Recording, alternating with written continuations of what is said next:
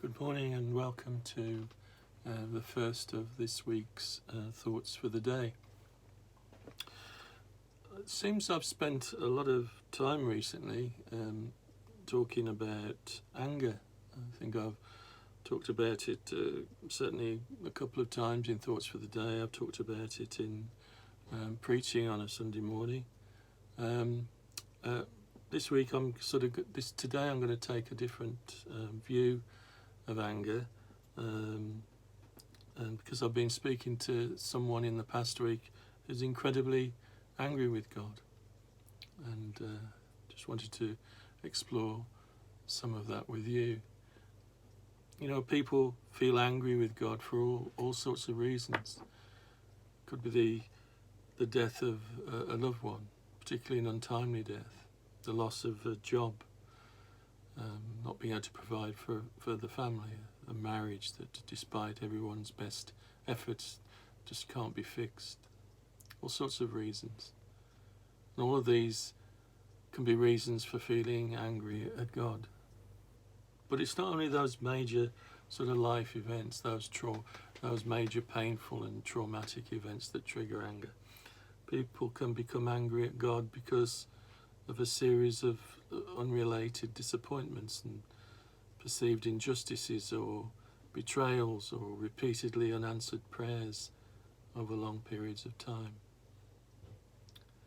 And these experiences can sort of bring into sharp relief the challenge of believing in a good God in a world where evil seems to triumph, where there seems to be no healing, or for brokenness, where sin takes a heavy toll. And anger at God is our response to the world not being as we hoped it would be, not being as we planned it to be. A response to God for not helping when we believed He could have. And we can be very good at reminding people to count the blessings, to focus on God's goodness when things go wrong, to remember that God owes us nothing. And that's not wrong advice, not wrong at all, but it can be said at the wrong time. And whether something is correct doesn't always correlate with it being compassionate. And sometimes it can be easier to give advice too quickly and not deal with the difficult issues that are presented to us. And I've had many conversations over the years with people who've been angry with God. Not one has ever told me that what they needed was a reminder of how they should be thinking about their situation, what they, a list of things they should be doing. In fact, I was reading some study that it shows that if people are made to feel judged or shamed or guilty about feeling angry at God, they're more likely to continue feeling angry at God and to reject God.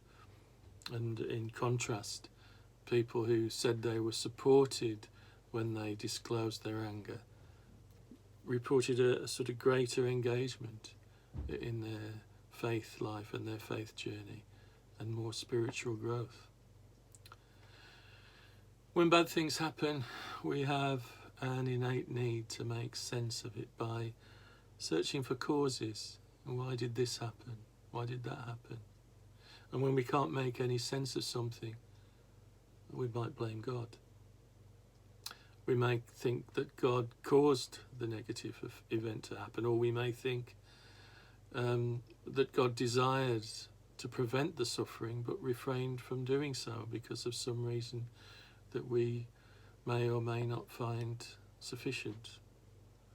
And our anger may come with doubt and disappointment and frustration and betrayal and sadness, all in different measures and maybe sometimes all at the same time. Some of you may have had those feelings. And at the same time, if we're able to experience any assurance that God is really present, even if we don't agree with His or our perception of his actions or inactions, if we're able to feel some sort of thread of dependence and recognize our vulnerability before God in the context of that anger, then we might be motivated to seek God out, to wrestle with him, to tell God how angry we are with him. There are many examples in the Bible, particularly in Psalms, of people actually saying, this is how I'm feeling, where are you? And what we may find when we tell him how angry we are is that he doesn't seem the slightest bit offended. He's not fazed by our strongest protests, our loudest screams, or even our threat to walk away altogether. What we may find is that he knows what's deep inside of us, the well of where all of our anger, aggression and woundedness lie. And that's reassuring, certainly reassuring to me. And over time we might even find, as others have, that these experiences of anger have shown us more deeply what's true about our relationship with God. But not all experiences of anger with God are like that. What's more difficult, perhaps is the most difficult, is when God doesn't seem to be there at all. The silence can be traumatic because it's as if God is cutting off the relationship, undoing all that we ever known to be true about God. And when this happens, we might protest. We might try to do what we know we should do. We might try to pray. We might try to read the Bible. We go to church. We ask to be prayed for. We might speak to a trusted person, to a minister, to a spiritual director, a mentor.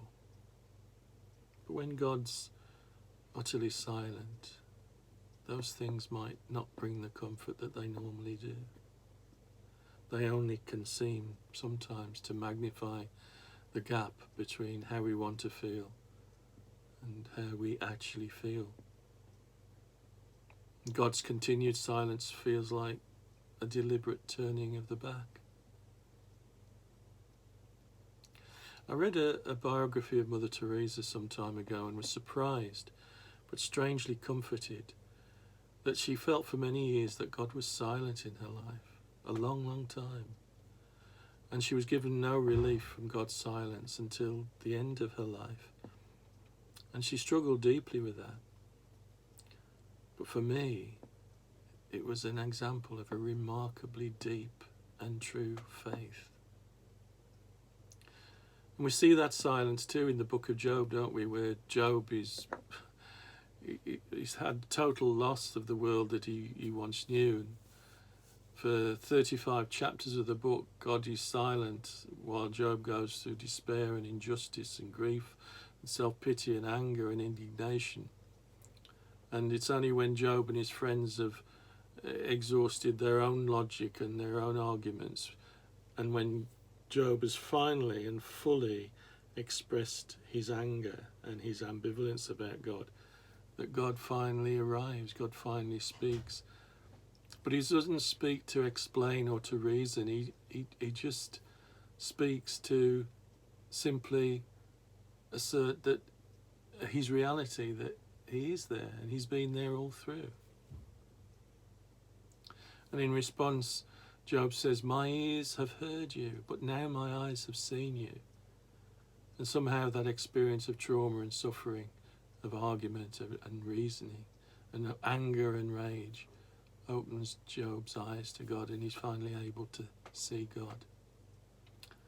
And when someone's angry at God's silence, and I think we do all go through these periods, don't be too quick to teach or tell them what they need to do. Don't be too quick to explain their experience away by appealing to God's mysterious ways. Because people first need compassion, which we give by having our hands open and sharing, and our heart open and sharing in their vulnerability and pain. And that might mean having to be uncomfortable with not having all the answers to their very difficult questions.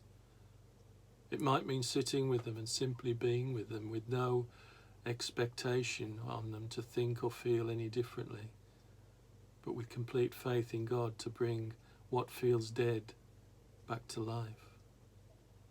And we can become a point of connection for the person who is experiencing disconnection.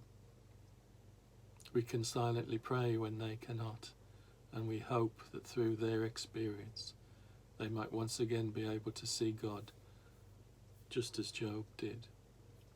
Amen. I'll speak to you on Thursday. You take care of yourself. Keep safe. God bless. Bye-bye.